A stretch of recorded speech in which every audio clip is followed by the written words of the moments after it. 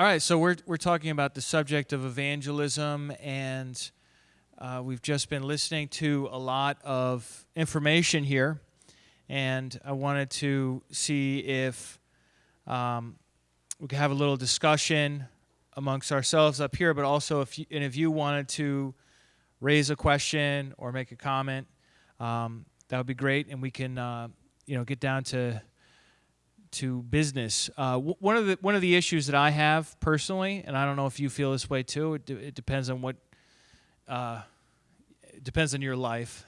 But one of my issues is developing relationships with non-Christians. I find that hard. I find it hard to find non-Christian friend or people to develop friendships with. I feel that my culture is so isolated. I was telling Josh just a short while ago, I go to the gym to exercise, and I'm not talking to any of them, and they're not talking to me, and they're not talking to each other. I mean, we're all isolating, and that's normal. And so I'm curious, if Josh has some recommendations, and maybe this dinner party thing is really where you're probably going to go, which is fine.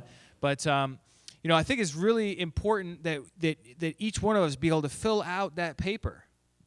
If you can't fill out that paper, there's something wrong. You know what I mean? If you don't have people in your life that you could potentially share your faith with, guess what? You can't share your faith. And if that's the Great Commission, if that's what we're like on earth to do, I mean, obviously there's other things we do as well, but then that's a problem. So we gotta find, and it's so particular. You have your own way, and I have my own way, and you're into this, and I'm into that, but you gotta put yourself out there to develop relationships with people. Is what I'm thinking. Do you have any comments on that?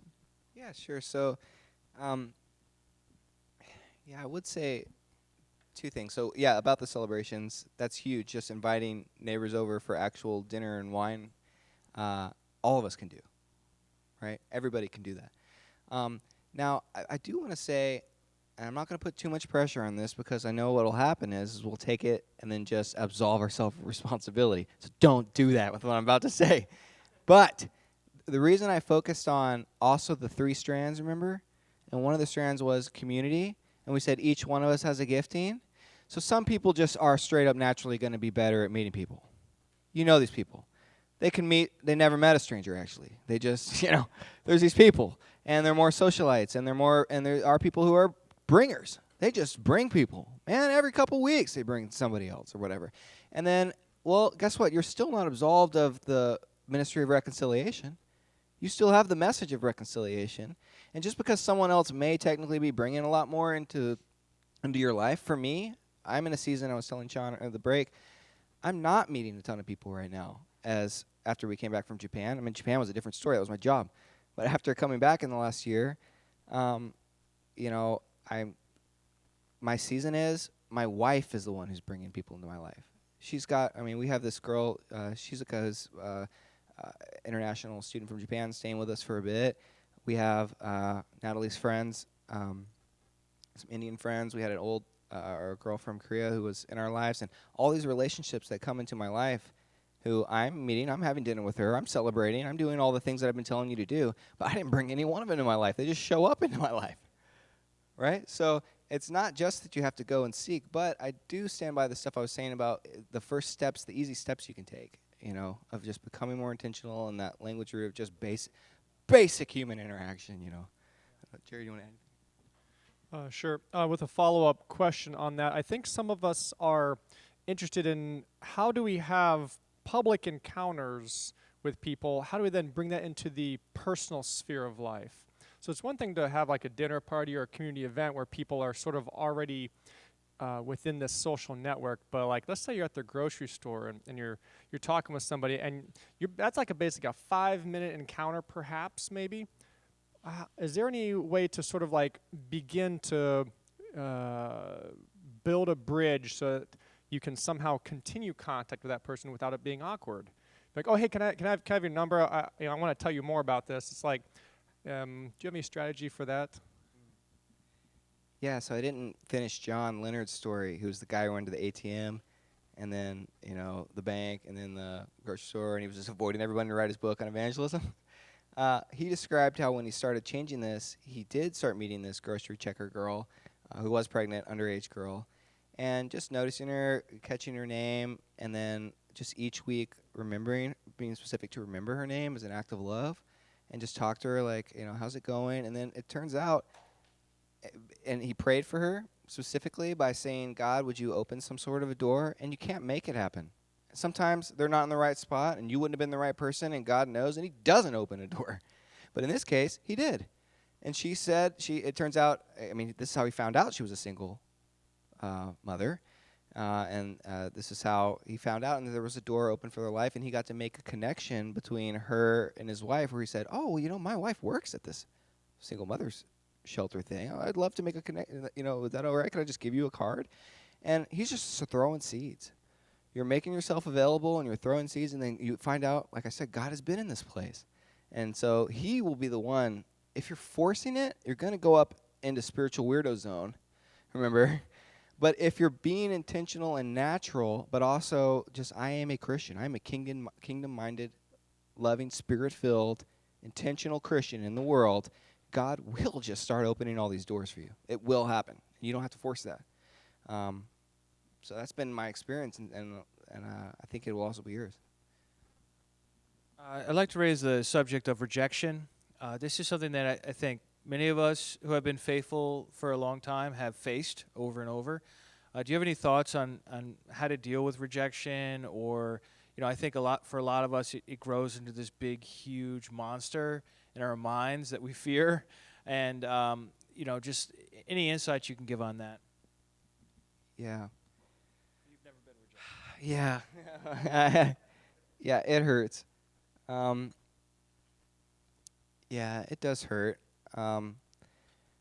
But again, a lot of the stuff that I've been sharing as far as the more like simple things of having a celebration, it hurts if you invite somebody to come to something and then they don't come.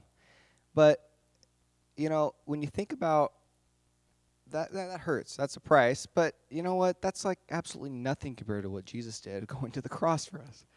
If you think about how much he loved us, right? And remember we were saying while he's literally being murdered, he's asking for forgiveness for them. He, did that. And then we said Paul, who not only shared the gospel, but also shared his very lives with them. Sharing lives. And when you're sharing lives like that, rejection and pain is going to come. And it will cost you something. There's a reason why we're being all funneled into this natural, normal, easy path of just not having any human interaction. I go to the gym, I don't talk to people. I go to the grocery store, I don't talk to any people. I go home, I watch my own Netflix.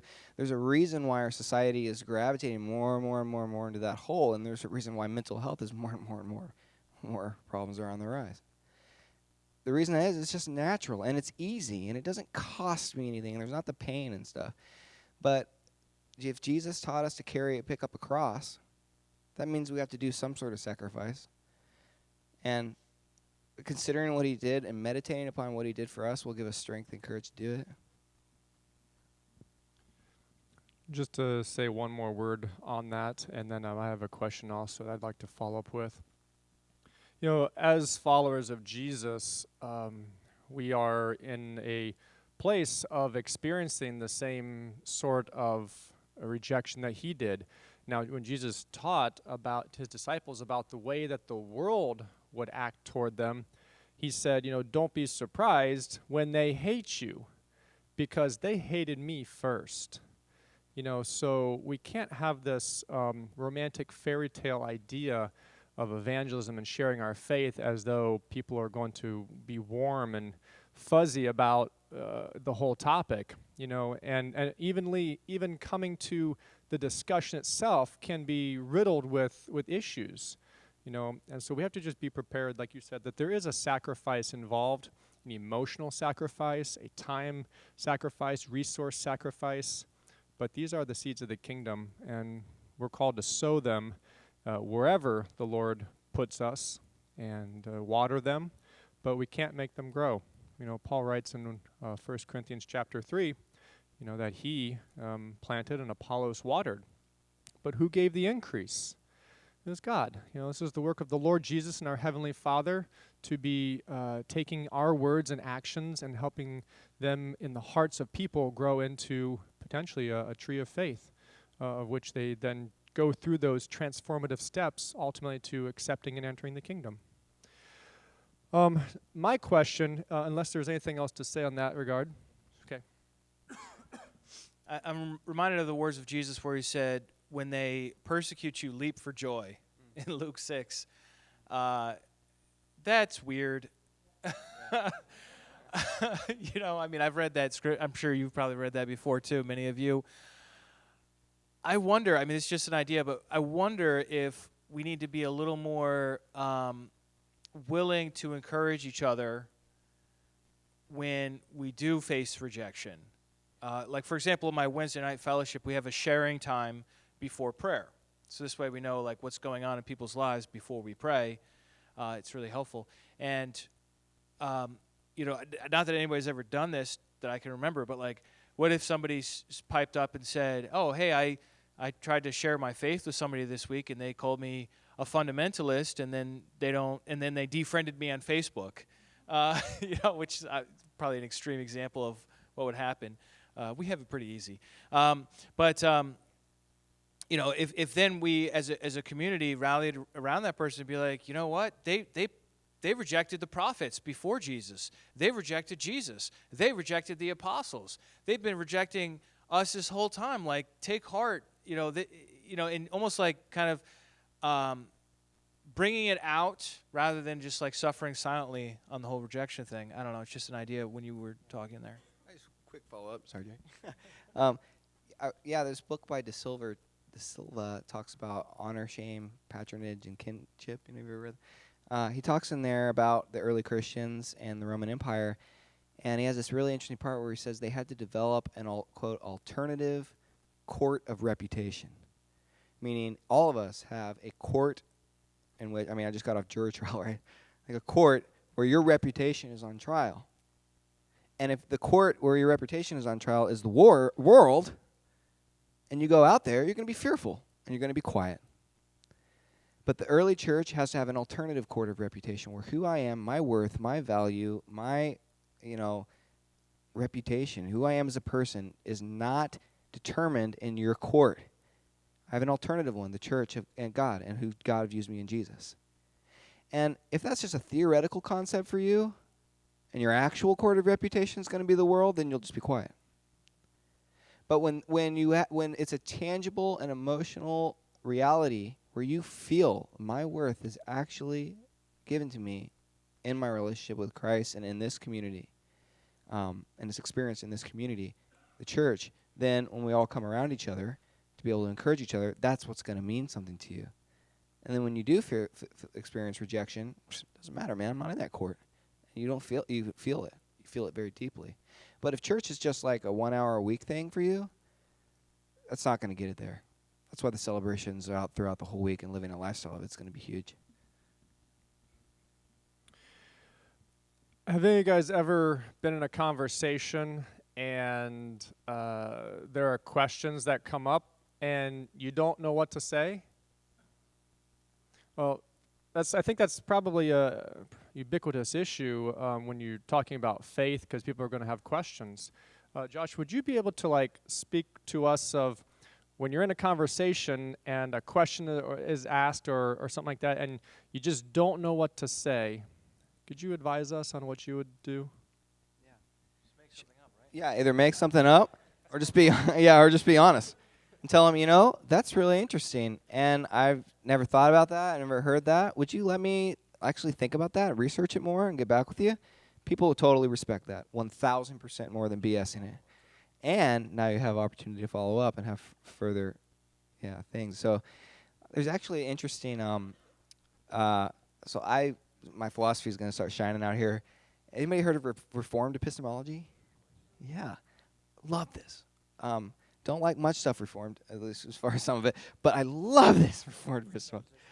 Not that, but so this is from a guy named Alvin Plantinga, and he talks about God, I did a whole seminar on this, guys, but I'm going to really restrain myself.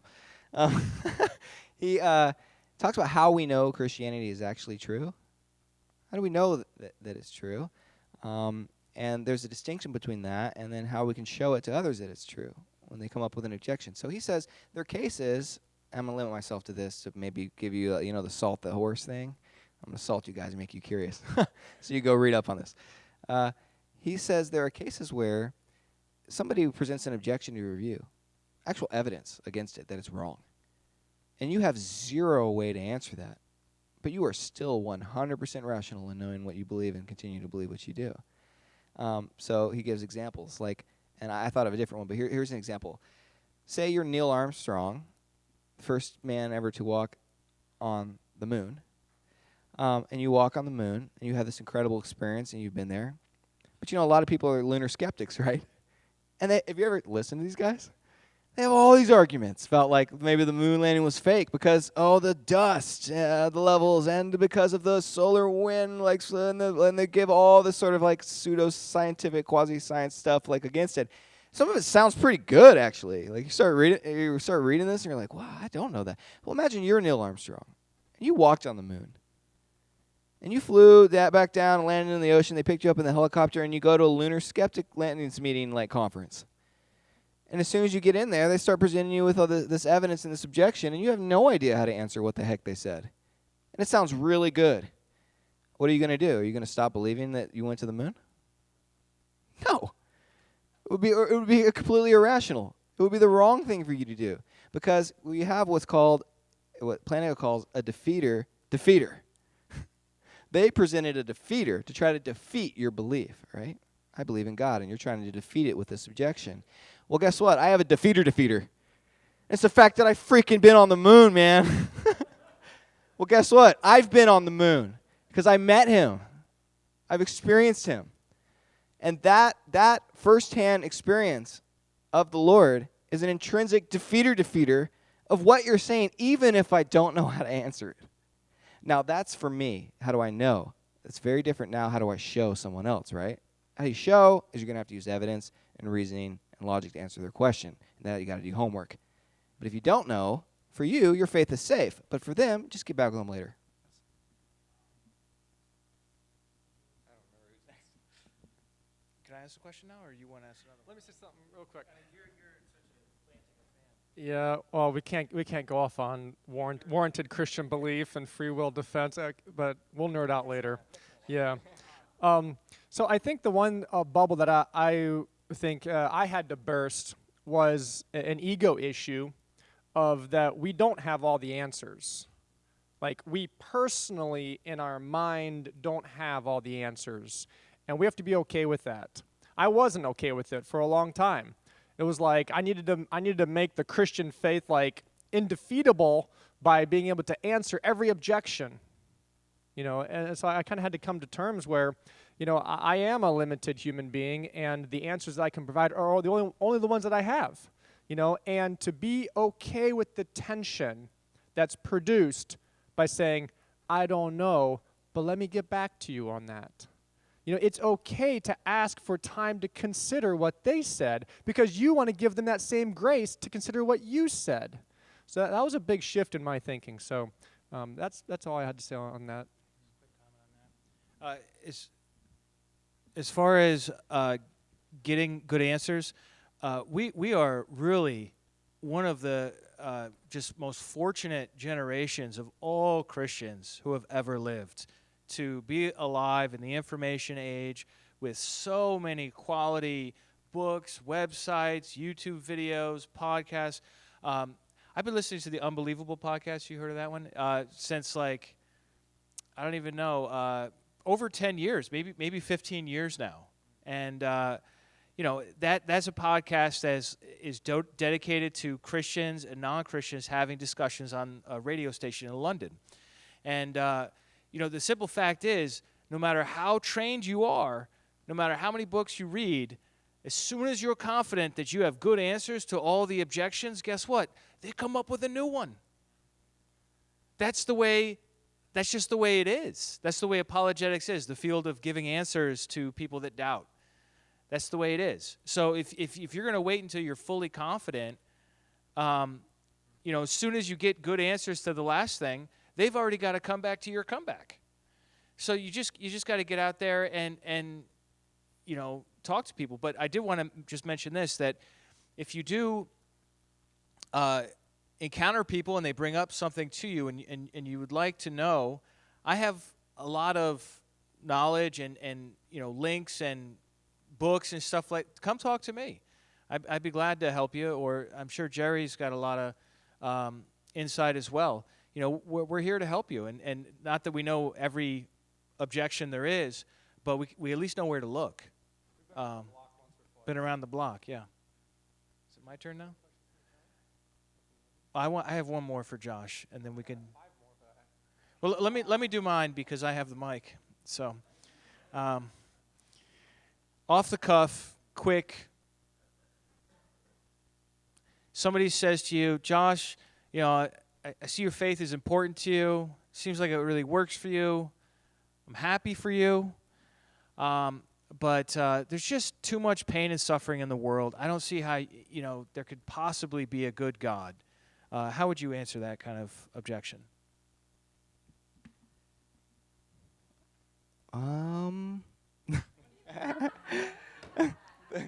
The reason I'm saying is because I don't know where I would start. What do you mean by that, Sean? Yeah. Yeah, I mean,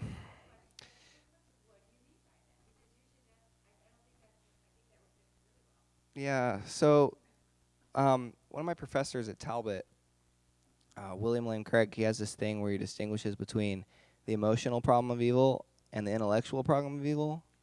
And he says most of the time when people are presenting this, it's masquerading as an intellectual problem, but really underneath, this is the emotional problem of evil. They themselves are feeling suffering. They themselves have felt pain, or there's something else there. So you have to be able to be wise when you're doing this, and this is why the "what do you mean by that" will actually help, because the first thing you want to do is distinguish, is this the emotional problem of evil, where they're suffering and they're feeling pain and they're feeling rejection and hurt? Because if it is, and I launch into all my intellectual answers right now, that is not going to help. That could even make it worse, because what I'm saying is your feelings are invalidated. Your feelings are wrong. Logic, logic, logic. And they're going to hunker down even more into it, right? So that's the first step. Is if anybody said that, I would try to, and this is the thing where sometimes I'm just in a bar, and I did that atheist thing for 2 years. And if I'm just in a bar and I met somebody for the first time and they're asking me that, well, we'll have fun. We'll have a beer. We'll talk and stuff. But if I'm with these other guys, these atheists who I met with for 2 years, I start to know their life. This is why actually having a relationship is important, because I can be able to discern and tell, like, what is it that they're really getting at and why? Which particular aspect of the problem are they struggling with? And I'll be able to address that bit more. We were talking last night a little bit about a friend that maybe you knew who was having, without giving more details, was having some issues with that, and particularly in the book of Job or whatever, and struggling with the fact that the book of Job doesn't give us the answer. It doesn't say in the end, this is why evil happens. And for me, I think as we read about it, and I have a master's degree in this stuff, and if I wanted to, I could launch a whole hour thing about it. But we have enough of these intellectual reasons to be able to know why God would be justified in allowing evil to occur in the world and what sort of things could be happening beyond it. But at the end of the day, for any particular evil of this particular thing happened, I'm not going to say, well, I know, thus saith the Lord, this is why that evil happened to you, and this is the reason, in explaining it. And at the end of the day, you're going to have to be stuck with the question, well, are you going to trust him? Are you going to trust him? And why is that valid? Because, let's face it, you as a knower, atheist person who is asking this, they are just not in the sort of cognitive position as a knower to be able to make the judgment call of whether or not God was justified in allowing this particular evil to happen or not. You don't have access to it. So I'll give you an example of what I mean. You hear the story about the guy who, in this alley in Warzone, in Syria. He sliced open the pregnant woman's belly and took the baby out in the alley. You're like, that's disgusting, right? It's awful. Who is this guy? Bring him out here so we could kill him, you know?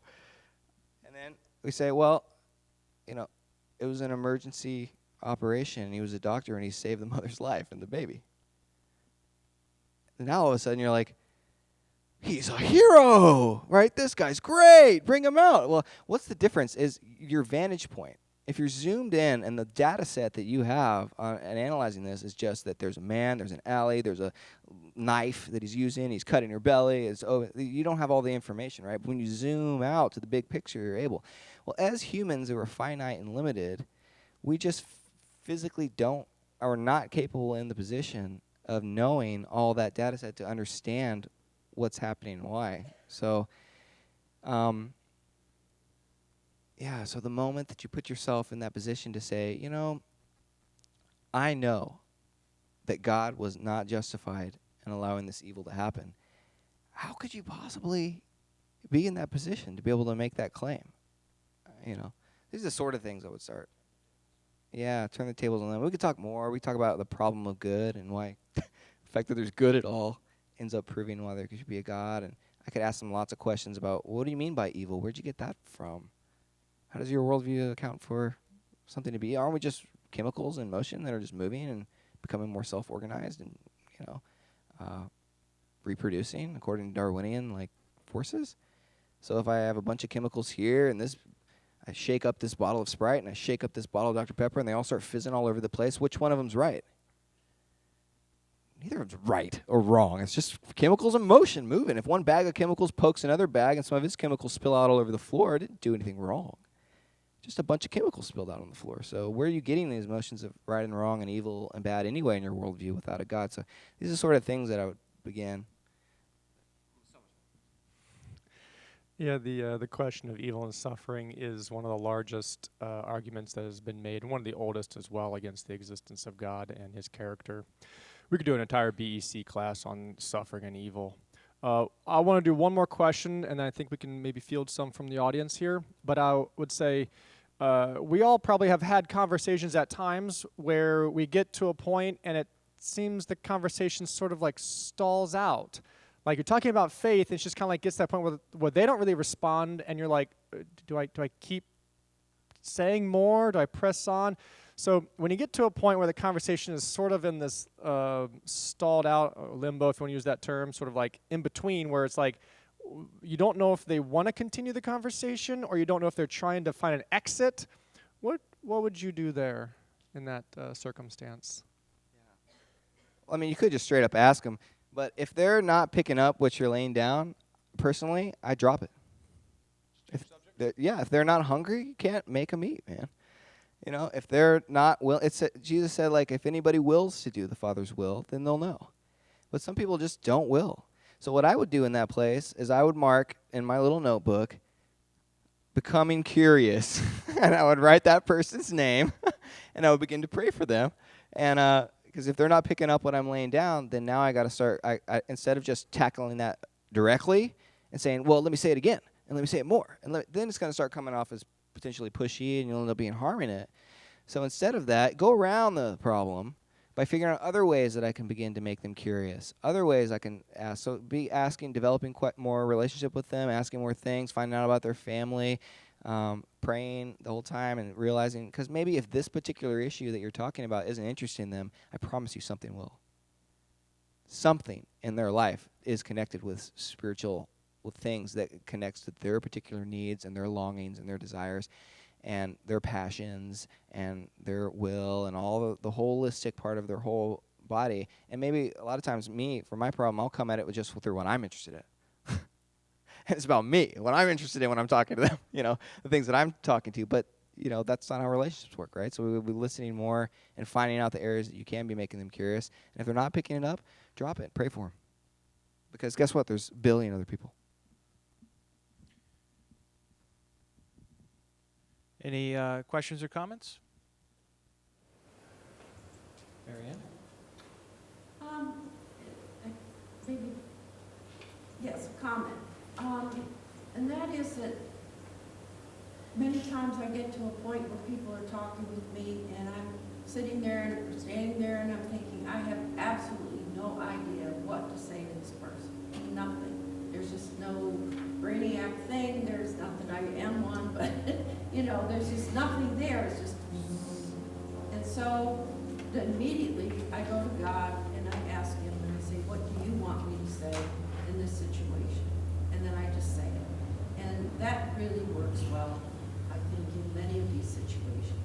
That's why we have that connection with him in these situations where we just don't know. He knows. And it may be off the wall, it might be something like a joke, it might be something. But it's what I asked him, he answers that prayer and it gets done.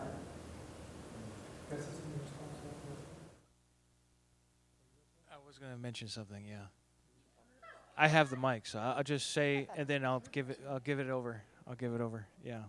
I did want to just mention one other thing on the question of suffering, which you made me think of, because there are plenty of times where you do freeze up, and there isn't some brilliant Josh Anderson question to ask the person that pops into your head. You're just silent. But on the issue of suffering, one thing that I heard, I think from Tim Keller, was where he says to people, look, I don't know. If somebody asks you the question, well, why does God allow this suffering? You just say, I don't know. I'm not aware of what his reasons are, but I do know two things. One, he's in it through it. He's with you through it all. He's in time. He's in the situation, whatever it is, he's there. Whether bad things are happening or good things are happening, God is always there. He's always present. It's not like something that he doesn't know about. And then the other is he has plans to fix it all. On atheism, talk about a dissatisfying solution to the problem of evil. Crap happens. Tough luck. I guess they weren't the fittest if they didn't survive. What kind of a way of living? That's not livable, Like your good friend gets hit by a car and they die, and you're asking your atheist friend for how to make sense of it, and they're like, there is no sense of it. It was random. Oh, great.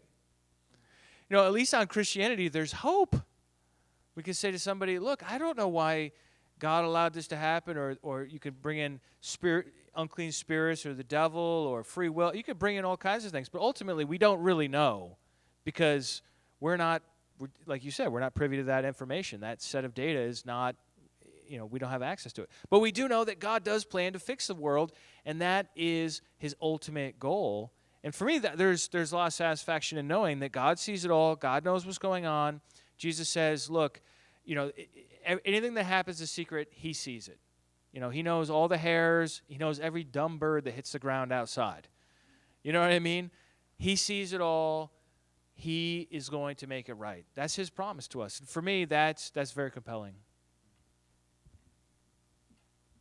To follow up one thing with what you said, Marianne, that I think is sort of could be a hurdle for some of us. It was for me at one point, was just having to figure out what to say, like I needed to say the right thing.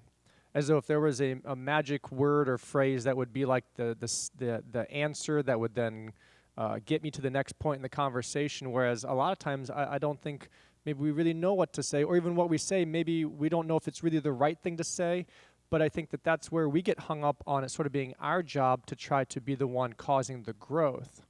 I think more often than not, if we're trying to be receptive to the leading of the Spirit, we can be just talking to a person in normal conversation and be saying some things that can even be ministering to them, and we don't even know it. And so trying to worry about what the right answer is or what the right thing to say is at that moment, I think, is to overthink what the Lord is at work doing. So I think that kind of resonates with what you were saying. Do we have another question from the audience? Yeah, Russell. Evangelical type conference, and we were led with the approach of that great comfort, type of good person test, whatever type thing.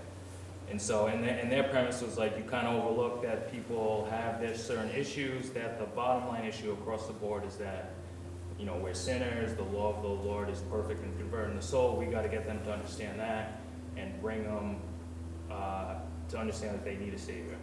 Where have we found like fault in that?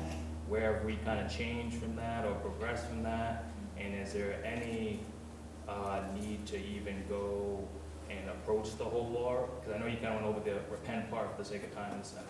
Is that even an approach anymore, or is it just that was faulty and we need to move away from that? Yeah, I wouldn't say any of those things are necessarily faulty in of itself, you know. And again, like I said, God uses what God's going to use, and maybe He does. But I do know, without finding fault with the Ray Comfort strategy, because, you know, for those who don't remember, he'll just say, like, have you ever lied? You know, have you ever stolen something? Like, just basic little tiny sin. Well, you've broken God's law. If you've broken one, you've broken all of it. And that means you're guilty. If you're guilty, you're going to hell. And this sort of thing.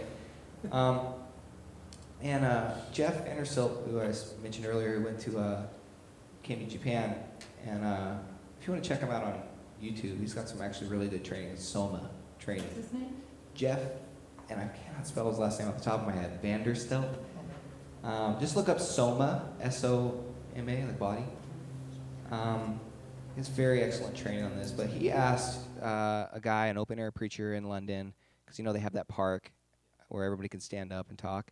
And there's a guy using Ray Comfort's technique there, and he just asked him, he was like, you know, this guy who was grilling, he just asked him, like, dude, do you know that guy? You know, he was like, no. He said, do you love him? He was like, well, you know, and the guy was honest enough to say, I mean, not really. I don't know him. He's not in my life at all. But, you know, I'm just trying to give him the law so he will understand and see his need for God and whatever. So in a sense, I'm loving him in that way. And then Jeff just challenged him without saying that the Ray Comfort stuff was good or bad or effective or not. He just said, well, I just challenge you to, like, get to know the people and to actually love them and have some sort of relationship with them as well. And then see how the effect goes deeper from there, you know. So that's all I'd add. One of the interesting things that you said in that promo video you did was that we don't want to just be faithful, we want to be effective. And the problem I have had with Ray Comfort's strategy is it's very, very, very low effectiveness with people. And that was 10 years ago. It was ineffective. And the problem I'm seeing today is, and you touched on this, is that to even talk about something like God, sin, belief, any of these sorts of subjects is considered. Jerry did a whole talk on this a year and a half ago on the privatization of religion. It's like asking to see in somebody's closet in their bedroom. And if you don't even know this person, it's like, no, you can't come in my bedroom and look in my closet. That's my private space. Now, you know, maybe we think it shouldn't be that way, and we should be able to talk about these things, but that's just where they're at. So starting in on somebody with sin and then bringing them right to talk about God and everything when there's no relational credibility at all is a minimal likelihood of success, or it generates a minimal likelihood of success. That doesn't mean it can't succeed. You know, I think I have one friend, Bill, there in Rhode Island. So he was in a bookstore, this guy Bill, and somebody just Ray Comforted him up one side, down the other, and said, I got to go, see you later. And Bill totally repented and became a Christian and stands to this day. So it's like, I'm not going to say, you know, like a direct, like, you're a sinner in the hands of an angry God, you know, approach isn't going to work for anyone. But the people that I know today will just get offended. And interestingly enough, I mean, I haven't watch any Ray Comfort videos in like forever, but last week I did. For whatever reason, it was on, they in YouTube they have suggested videos to watch. It popped over there. I'm like, how is that New Zealander doing? Like, is he still out there doing this stuff? Like, has he changed? And I watched this video, and it was the most incredible thing. There was this very young, attractive YouTuber, popular girl, and she was making fun of Ray Comfort a lot on her YouTube channel. She's got all these thousands of followers, and she thinks she's a big deal and all this. And Ray Comfort sent her a gift card for $100, and he just loved her, and just said, "Hey, I would love to talk sometime if you want to come on my video, or I could come on yours, and we could just talk," because she was offering all these criticisms directly against him, and she's a hardcore atheist. And so he like responds to her arguments on his YouTube, these YouTube things. And then he sent her this thing, and she records this whole video where she like opens it, and she's like, "Oh wow, this is from Ray Comfort," and you could just see that she is completely blown away that he showed her love. And then she came on his YouTube and they had like a real conversation, and it wasn't the cheesy like, "Have you ever told a lie?" It was like a real, genuine and she didn't convert on the spot, but she couldn't any longer caricature him as this like bobblehead that's just saying repent, repent, repent. Like he's a real person. He invested in you, and so I thought that video was pretty cool. Did you want to add anything, Jerry, to that? I'll just add, that. Any other comments, questions? Ruby? Everything that's being said, especially what Marianne had mentioned, is that not to forget to have humility and meekness. And it's God that works within us because he knows the individual's heart.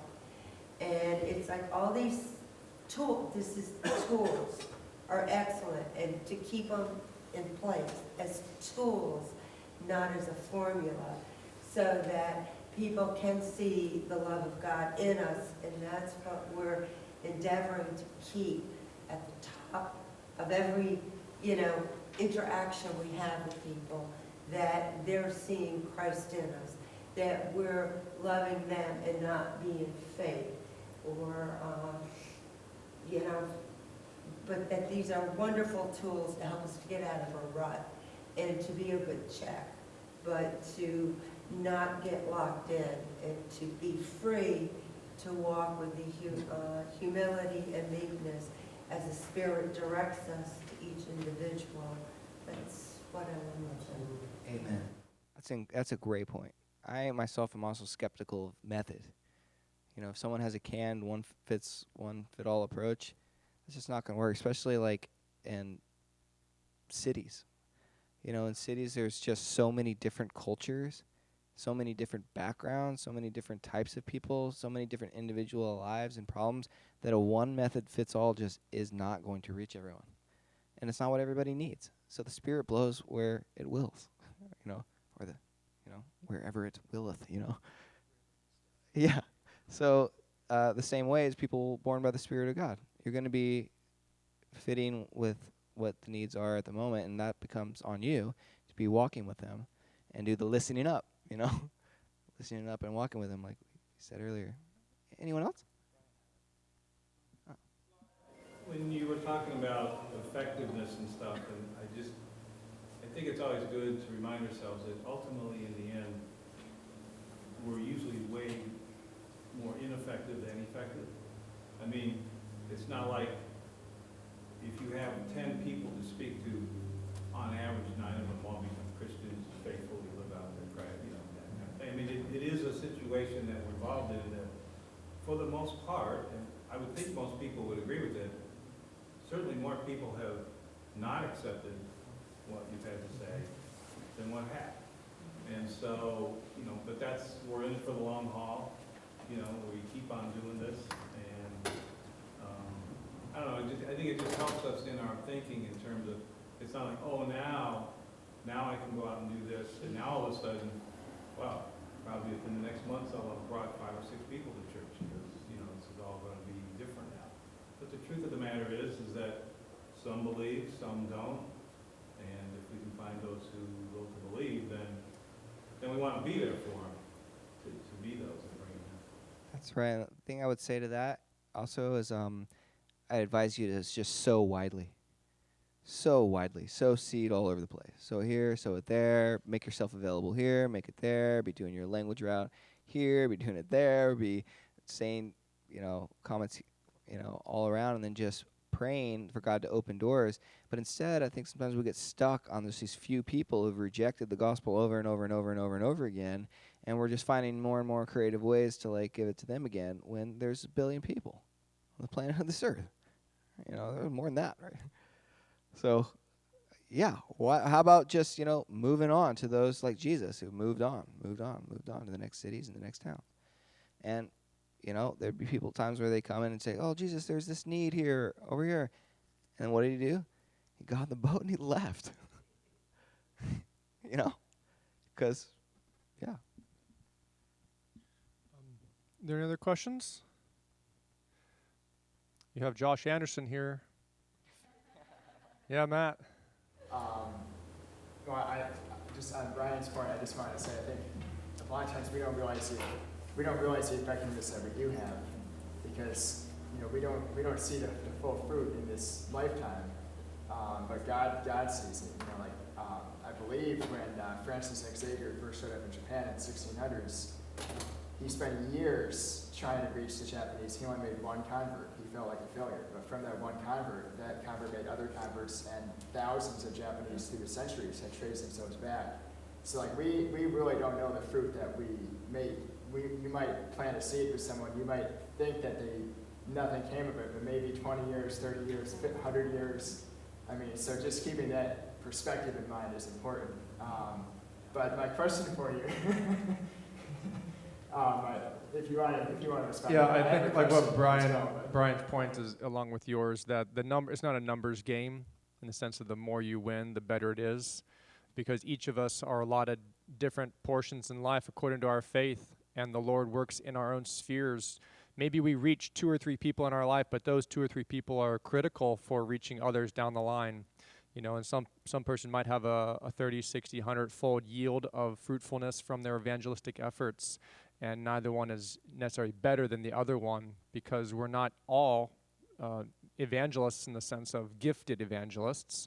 Some of us are better at conversations and being relational than others. Some of us are better at answering philosophical and intellectual arguments than others. And some people, that's what wins them, is having these technical answers that they, in their minds, are hung up on. Other ones, they have an emotional hurt from their past. They have pain that they haven't gotten over, that somebody comes alongside them and bears with them through that hurt. And then that helps them then come to know the love of God. We all have different parts to play. That's why it's a body of Christ. So, Matt, go along with your question now. Sorry. Great point. It's about our faithfulness. One guy may have been faithful to what God called him to do. He may reach one person. Another guy might be faithful and might reach 1,000 people. Both of them are faithful. That's what matters. But my question is, I like how on the worksheet you put down number 6, life in the kingdom, and you never mentioned that in the TASC. But the Great Commission is more than just reaching the lost. If you just, get someone to pray one prayer and that's it, then you really haven't discipled them. Discipleship is a continuing process, and there's actually 3 parts to the Great Commission, and which making disciples is just the first part. Then the third part, he said, teach these new disciples to obey everything I have commanded you. So, can you comment on this life in the kingdom, and is continued discipleship and teaching people how to live, is if you just get them to if someone confesses with their mouth and believes in their heart, that's great. But if they're just left as orphans and they're never taught how to live as a Christian, and is that kind of what you had in mind with this life in the kingdom? And is that, can you just talk about that part of the process? はい、マットさん、いい質問だよ。He speaks some Japanese, that's why I said. Good question, is what I said. yeah, so I did skip that because of time, but that was exactly my point. Was what you said is that the thresholds continue on, because just because you enter the kingdom, you can still get stuck at a threshold of not growing, right, and not going on that further path. So the discipleship does absolutely continue, and the rest of your life. You know, like I said, look over your back, and is there anyone following you, right? But also look forward. Who are you? Whose faith are you imitating? And who is discipling you? And both of those should be true for your entire life. And we were talking at the table earlier about fruit in the Christian life, and we were saying, like, when a new believer first enters the kingdom and they get filled with the Spirit and they get this beautiful honeymoon phase of just joy and light, and everything I said of my wife's countenance being changed, and joy and light from her eyes, and asking all those questions and learning, there's a lot of growth and healing that happens there. And that is sort of like the flower that blooms. You know, when you get fruit on a tree, first there's the flower, and it's beautiful, and it grows so fast, and it's so wonderful, right? But the flower isn't necessarily like the fruit. After the flower fades off and the honeymoon period goes away and you're in the kingdom, to get the real fruit, you have to do the long, hard work over the series of life, right? Like Peterson said, that long obedience in the same direction. So that's where I was going with that. Thank you for asking. Any follow-up? Yes. It's really important to watch the people in the church and to not lose people. Like Jesus says that we should bear fruit and our fruit should remain. And Jesus said to God that that He should save them and that He shouldn't lose any. That He had His disciples or His apostles, and He only lost some division.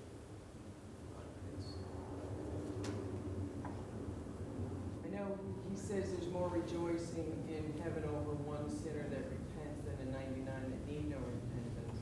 But He also said that He'd leave those 99 and go after that one lost sheep. It's really important to hold on to each other and to make sure that the body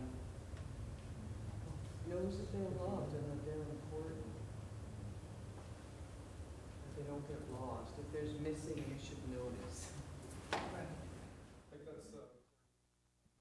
think that's where the gifts that Christ gave the church come into play. It says in Ephesians chapter 4, that they're all in service to the body for the building up, so that, and for the equipping of ministering. So I think everybody needs to be playing that part in the church to be able to help each other grow, so we can grow up into our Lord Jesus Christ and be to reach we're supposed to aspire to reach the full stature of Christ, so I think that's important. Yeah. So not only I think what you're saying is we should care about the flock that is among us right now, as well as the people out there who could potentially come into the fold. Is that because you're trying to make those two parables, if I remember? Yeah, absolutely. It's a great point. Is there any other questions? Any situations you guys have had when you've been talking to people that you didn't know why it turned out that way, or we want to ask, okay, well, we'll go Timmy, Paul, then back to Valerie here. Go with the rejection part. Before, when I came here, I had an opportunity to go with Wendy Bruno. We went to doing some groceries, and we had an opportunity to talk to people, and we invited 3 people, and no one came. No one came. And but the day was very special.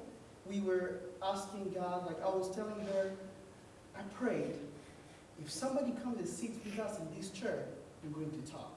We're going to talk about God. So the experience was awesome, but the result was not really good. So did anyone sit in the chair? Sorry? Did anyone sit in the chair? Sit in the chair? Oh, yes, yes. And we actually talked about God, like to 3 people. It was really wonderful. Where I'm going to lead is I think we can use our personal abilities, like I just with friends, the way we talk, find out I can really talk to people easily at college, and like right now I made a group that now has like 57 people. It's just incredible how it started with 2 people, and now it's really like a great tool of outreach in college. So what I'm from, let me connect this, I'm like messed up. With the rejection, I would say we need to continue. When you feel like rejected, people don't really show up, we need to continue and find ways that works. Yeah. That was my point. Yeah, I think you've actually done a really tremendous job, and are very active in pulling together people from your local sphere at the college, and also some young people in the area here. So I just want to commend you for that, Timmy Paul. Valerie, you had another thing to say or a question? Sorry, hold on, Valerie. I just wanted to comment on that. I think it's great to invite people to come to church. One of the things we do here at Living Hope is that we'll have special Sundays. Because, to be honest, not every Sunday is a great Sunday to invite somebody to come. There are some Sundays where we are going to deal with controversial issues. And depending on who you're talking to, every single subject in the Bible can be controversial, depending on where that person's coming from, okay? And sometimes we're going to do things that are designed, like Valerie said before, to deepen the existing believer's relationship and knowledge of God and the things of God. And so I know that there are some more evangelical style churches that every Sunday is a 20-minute sermon designed for first timers. That's not our culture here. What we do instead is we'll have big Sundays. Like this Sunday, tomorrow, is a big Sunday. We have this Sunday specifically in mind for people who are not Christians to come, and for you to invite them, for us all to invite them. And everything is thought of in the sense of this is an open Sunday where we're hoping that lots of non-Christians would come. And then other Sundays, we're doing other things. And we have to, as a pastor, we have to do both. We have to, feed the people who are already believers, but then also reach out to new folks. And so that's kind of like how we have figured that out here, is that, like, for example, if we have a meal after the service, we know people are going to come because there's food. We know that. It doesn't take a rocket scientist to figure that out, right? And a lot of those people are going to come for the food. And we're okay with that. We're like, God bless you. Jesus, fed people, and, we feed people. So that's good. But then other Sundays, we do get into deeper stuff where we feel like, God is leading us to tackle this subject or that subject, or to go in depth on this book of the Bible, which might not make a lot of sense if somebody's here for the first time. So I think, that's kind of like the strategy we've landed on here at Living Hope, as far as like inviting new people. Invite them on a Sunday where we're having a big push to bring new folks to come. And if you invite them on another Sunday, they could come in and, I was thinking about like musical taste. Musical taste is so specific. You know what I mean? If somebody comes in and they're not into the worship genre of music, okay? And of course there's like subsets of that too, right? Like there are all kinds of, there's hymns, there's, whatever we sing now, contemporary, I don't know what you call that. You know what I mean? Gospel, right? So like even with it, but if this person is a non-Christian, they're not familiar with any of those genres at all. They're familiar with rap, heavy metal, alternative, hip-hop, country. That's what they're familiar with, and that's none of what we're doing here. So the chances of them even liking the music is low. the chances of them being comfortable in a room like this with people like us is low because they're not used to coming to church or being in a meeting like this. The chance of them being offended by some random thing is very high. You know what I mean? So I think a lot of us have the assumption, oh, if I just invite somebody, you mentioned this, if they just come in this building, the moment they cross the threshold of that parking lot and see, Kurt Fallhammer's smiling German face and he's handing them the program and, Donna Salamita and she smiles and, Midge or Mercedes collect the offering. As soon as they see these wonderful people, they're just going to fall on their knees and cry out, God is assuredly among you. But a lot of times it doesn't. They're just kind of like awkward and going to appease somebody who really wants them to come.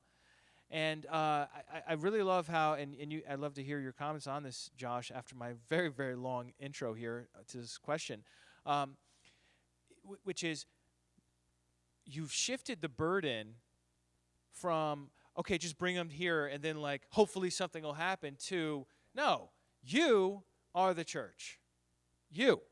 Each individually and as a group, you are the church. You do evangelism. You know what I mean? And yeah, like the church, like we want to help. Like this is why we're here too.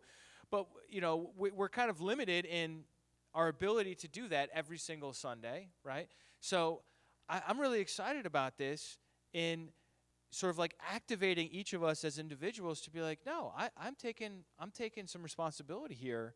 And I'm not just going to hope that the preacher, whoever that happens to be that Sunday, happens to preach exactly the thing this person needs to hear. I mean, look, sometimes that happens, and it's glorious. But, like, are we really just going to, like, roll the dice and hope that that's our strategy, Yeah, exactly. That's really good. So remember the 3 strands, Yeah, so there has to be yourself sharing the gospel and yourself building the relationships and then also bringing them into the community and starting with people. If I just meet someone the first time, if somebody met me for the first time and they just invited me to go to some religious meeting, I'm not going to go, guys. Just be honest. Put yourself in the shoes of somebody, or think about what would it take for you to convert to become a Muslim, right? If some guy off the street comes and I'll ask you, or a Sikh, or to pick even a more esoteric, to become Hindu or something, and they off the street just meet you one time in an airport, and they just happen to give you some track, and they ask you to come to their meeting, are you going to go? Honestly. I actually probably would go, yeah, because I'm interested in this stuff, right? But for the vast majority, people just probably aren't going to go. I don't know you, and I'm not interested, right? But if, remember the 5 thresholds? But if I actually have a relationship with this person, and I know them, and I trust them, and I see good things in their life, and then they're inviting me to celebrations, and I celebrate with them, and I'm living life, and I'm seeing them all work together.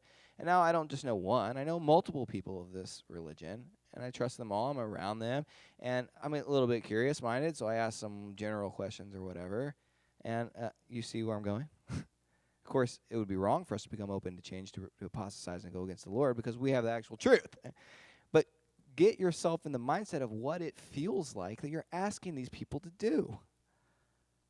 And if you wouldn't just come to some meeting because you asked a stranger one time, why do you expect them to? And then why would you get hurt that they rejected it?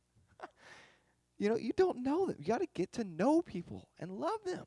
Be involved in their life, And then the celebrations is huge because it's definitely like the halfway house between the actual church. Because when you got a bunch of Christians hanging out in community together, who are living life and celebrating and being blessed and drinking wine and breaking the bread, and Christ comes up naturally in a conversation sometimes because we just are Christians. And we're around each other and they're in that environment, and then you invite them to come to church one time, that's a big, huge step. Huge. So, there was a question here. I remember, sorry. Random.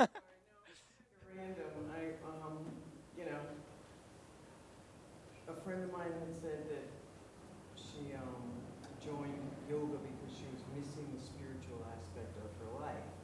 backing up to her car while she's saying it, so I really didn't get to respond. And I looked into it a little, and it's like such a broad spectrum. People say, oh, everybody in the East knows that yoga is a way to invite, unclean spirits into your life, or into your heart. And other people are like, oh, it's just a great way to meditate on God, or just to learn relaxation and breathing. So I was wondering if you had any insight into, because it's getting very big here. Specifically yoga. Your yoga pants? Yeah, I'm wearing them under the podium here. I actually don't have any specific wisdom on that. I think it would be case by case. Because I know some Christian women who do yoga and teach it. But they don't teach any of the spiritual aspects. Now, I think that would be a case for case, person by person, if they say, well, I believe that even the practices at all, just on the basis of where they come, that you can't do the physical stretching bits and get that benefits divorced from the spiritual elements that are behind the meaning somehow of the poses. But for me, personally, I just say God made a human body, and he made it to move and stretch in certain ways. If you're doing a non-spiritual version or a Christian version of yoga,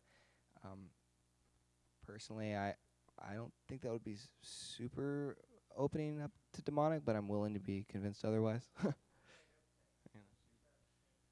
You don't have a firm view on the subject, yeah. I like yoga.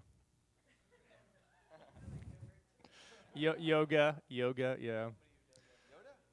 So I think the difference is the way that people are, what type of a class you're involved in, because it comes from an Eastern religion perspective of trying to find balance with your chi, which is a mystic perspective on how the body works and flow of energy. So I think if you go to yoga classes where that's the point, is to be educated about this and everything, then that may not be the type of class. But there are also just basic yoga classes that are designed for stretching and breathing techniques for relaxation, and those are based upon I think the physiological principles about the way God has designed our human bodies. And people from Eastern world who developed a lot of these stretching techniques just tapped into that reality and realized that, oh, if you stretch in this way or do this or breathe this while doing this, you get sort of a physiological effect from that. So it's just a cause and effect, I think, that they have correlated. So, but I like yoga, and it's relaxing and helps keep my flexibility. Yes, sir. Oh, sorry, Jim. Sorry, Jim first. With the idea of bringing new people into our community, I just wanted to point out that we're blessed in this neck of the woods that we have like two aspects of our community. We have the Sunday church, which is a large number of people, but we have a number of home fellowships, which are a smaller community. There's a smaller sub-communities of spiritually mature people, where it'd be for some people, it'd be much more comfortable for them to come into. Certainly, a better opportunity to build relationships in that small group, and we should keep that in our toolbox, so to speak. Yeah, I think that's discernment. If somebody is not at a point where they want to be in a large, crowded room with other people who are participating in a large karaoke time Sunday morning, then I think that a nice living room environment would be a great place to start. Much more cozy and personable that way. Less I guess, intimidating. So, good point. Yeah, Ed. The yoga question. No, that was a good question, and I think your answer was a good answer. Throughout my life, I've taken different martial arts programs, and it's always been a question in my mind because there's a spiritual aspect to all of it. And my son took karate with a guy in Ravina, a Christian man, who the dojo is called the KFC, Karate for Christ. And at the end of each lesson, at the end of each session, he sat down all the kids and he talked to them for 15, 20 minutes, half an hour sometimes, and give them some just nuggets of wonderful lessons, biblical lessons about life and living. And I need to find a yoga class like that. Aspect to those the martial arts into yoga. But this guy, he's a youth minister in a church in Catskill, I think. And he's doing a wonderful work with the kids in Ravenna. Oh, that's great. Yeah, here you go. I would say I love that because Christ that's redeeming. Like, Christ takes what's fallen and broken and destroyed and evil, and he redeems it. And he makes it beautiful and brings it into his kingdom. That's why I really grew in my mindset about, like, I used to be so anal about, like, pagan holidays and these sort of things and the pagan roots of it and stuff. But I really changed about that a little bit when I realized, like, man, Christ has redeemed and taken the wealth of all the nations, and all the nations are bringing all their wealth and things and pouring it as their own. And all these things that used to be markers for paganism or whatever now are into the glory of his name throughout the whole earth. And I find that sort of beautiful, as long as you're not ignorant and just blindly following traditions. But, yeah, so you disagree with that if you like, but that's my take. Where did the gold that they used to make the Ark of the Covenant come from? Do you think that Egyptian gold was tainted?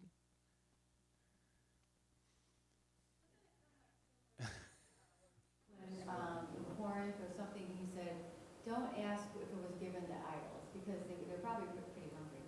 But but don't ask if it was, because you just give it, eat it in thanks. Yeah. I mean, my point about the gold of Egypt, which was probably dedicated to all these weird pagan gods, is that, it passed through the water, metaphorically. It actually was through dry ground, but, they came through the Red Sea, and then they came to the mountain, and then, through that process, it was purified, beaten down, after the golden calf incident, and finally it was made into the Ark of the Covenant, the holiest object that has ever existed on the earth. The object that represented God's actual presence, and he lit it up with a spotlight from heaven. This pillar of fire, and there was no question that God accepted that object as representing his presence, and that he endorsed it, and it was made from pagan gold. He didn't reveal to his people, hey, there's an untainted mine of gold over here in Sinai that you should really use, because we don't want that Egyptian stuff. No, God is able to redeem stuff and to use it for his own glory. But when they did take that gold and made a golden calf out of it, hey, guess what? That didn't fly. So right. It does need to be redeemed. It can't just be, taken on wholesale, like, oh, I'm just going to worship Yahweh as a baby cow now. And why a baby cow anyhow? It's just like, why not a bull, But anyhow, sorry. Somebody had, all right, Matthew, and then we really must wrap it up.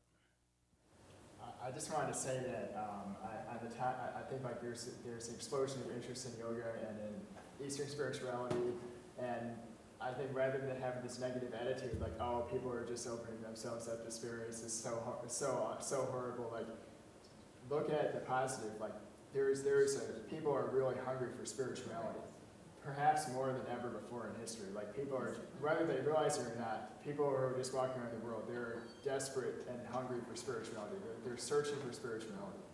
And I think, like what you were saying, that the Right, person, that was my first thought. I think, like, she's searching. we can have this negative attitude and be like, oh, well, you're just opening yourselves up to spirits, and then they're just going to close themselves off and put up their defenses. Rather than that approach, recognize the positives, and like when that person said to you, when you talk to people who are into yoga or healing, crystals, Eastern meditation, that is an awesome opportunity to open up a conversation, because if they make a comment like the one she made, like, oh, I'm trying to tap into my spiritual side, you can follow that up like, what do you mean by that? Why are you trying to tap into your spirit? Like what are you looking for? What do you mean by that? And let them open up about it, and then you can follow up, like, have you ever thought about church? Have you ever thought about looking for spirituality in the church? And then if not, like, you can follow up, well, why not? Like what's, and a lot of times people had a negative experience with church when they were a child, or they have misconceptions about what church is. And just listening to them and not being the one doing all the talking, and just kind of asking those kind of questions can really open up a really productive conversation. And the opportunities are everywhere because there's so many people that are getting into yoga, they're getting into spirituality. They're the ones talking about it. Like they come to you talking about yoga. They come to you talking about meditation. And it's like you don't even need to force spirituality into a conversation in a way that's awkward. Like they're actually bringing up spirituality to you, So like having that attitude of listening and not trying to give them all the answers, but just genuinely hearing where they're coming from, and then just asking a couple of questions can really be so productive. Yeah. So I just wanted to make that comment because we can have this negative view of yoga, but look at the positive. The positive is they're looking for something spiritual. They're looking for God, whether they realize it or not. That's the positive thing. So it's really a good thing. Be looking at that. I also have one final comment. It's interesting how and your point is exactly right. This is a golden door of opportunity for you to walk through in a conversation. But notice this explosive growth I've also noticed in yoga and stuff, and Eastern religions and things. Doesn't that just match exactly what we said in the beginning, though, about how convenient is that? Because it asks nothing of me, right? It asks nothing of my life, of full dedication. It's just like the salad bar religion of I'm picking a little bit of this, I'm picking a little bit of that based on my needs to try to fix this thing. But I'm not dedicating my life. I'm not sacrificing. I'm not picking up a cross and following whatever. And right. Turning exactly the opposite way where we need to go. Yeah, but look at Christianity on the other hand, because Tim Keller has this thing where he says, the gospel, you think people when they come to God, they think, I'm just going to approach God and Christianity and Jesus the same way I'm approaching that, like self-based. Get a little bit of this when I need it. I'm going to pray when I need some help. I'm going to, ask God